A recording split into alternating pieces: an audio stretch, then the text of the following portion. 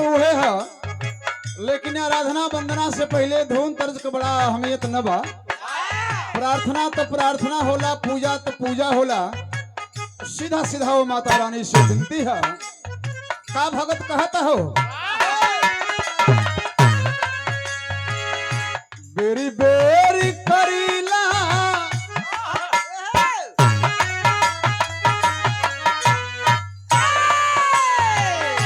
बेरी बेरी करीला हम राउ रानी हो रवा कबईबू।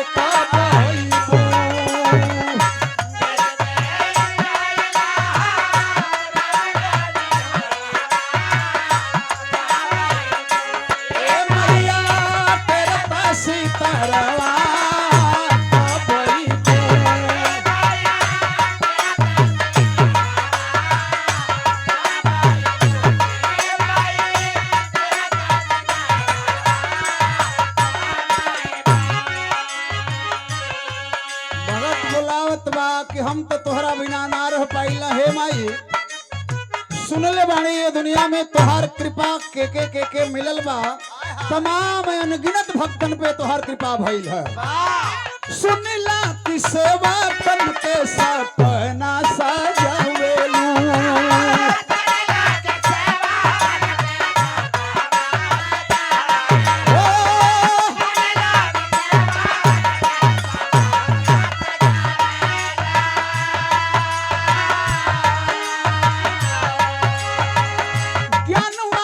ज्योति उर असुर में जरावेलू।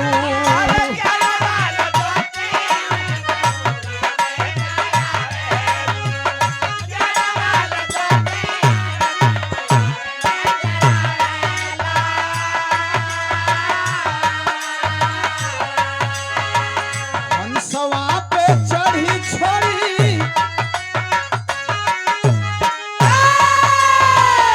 हंसवा चढ़ी छोड़ के मैहर का पहाड़वा कबईबू।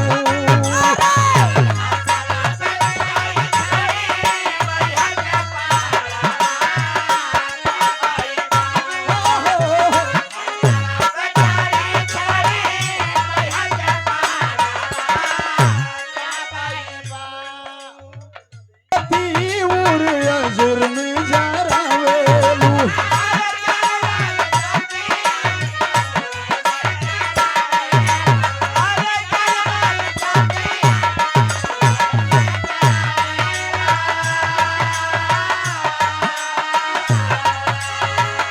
हंसवा पे चढ़ी छोड़ी मैहर का पहाड़वा कबईबू।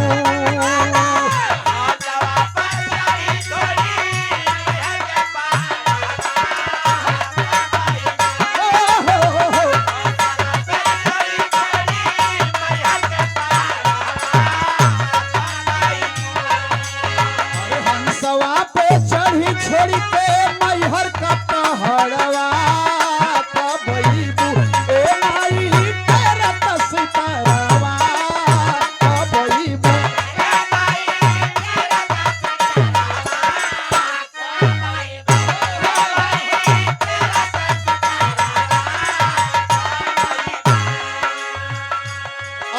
पुरस्कार आया है बुद्धि विहीन दिन देखबा को हैया।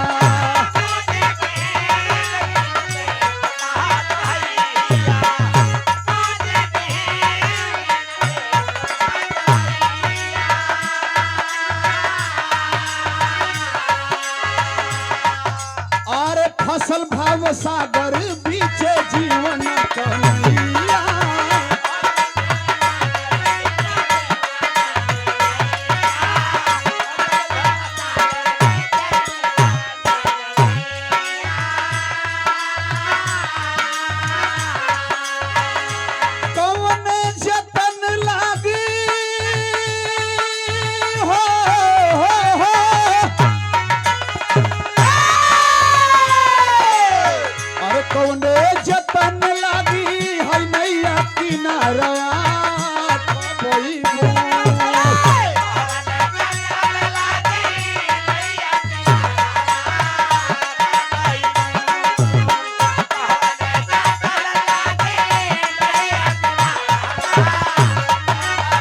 अरे कौने जतन लागी नैया किनारा कबई ए माई तेरा सितारावा कबई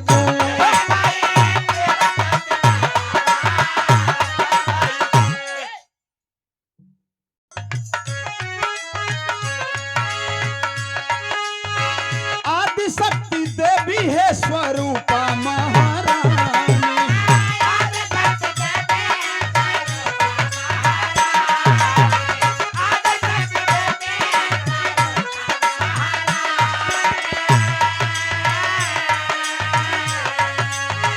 माई तोहरा बिना हमर मरम के जानी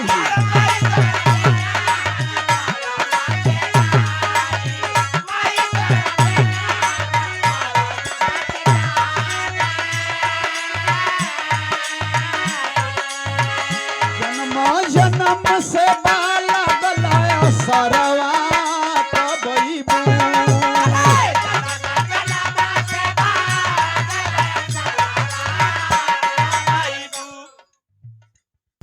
आराधना की आखिरी लाइन है। घराने का परिचय है माता रानी से। भक्त कह रहा है माँ हम किस बागीचे के एक मामूली छोटे से फूल हैं जो आपके दर पे आए हुए हैं। है बता रहा है माँ हम किस बागीचे के फूल हैं।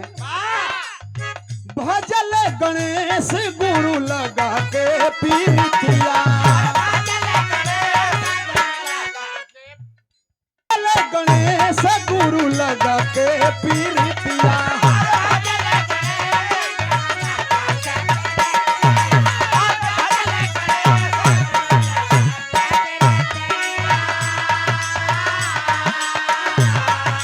अरे रामलाल चंद्रिका के दई देहलू बिटिया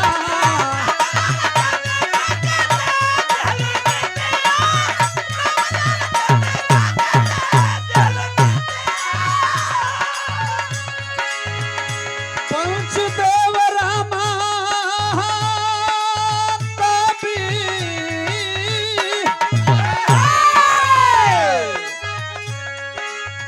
पंचदेव रामा कभी मंगल दुलारवा कबई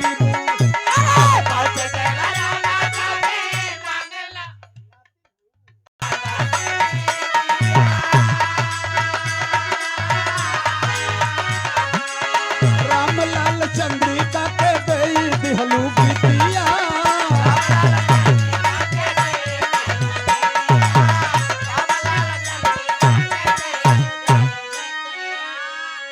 देवराना कभी मांगला दुलारवा कबई हो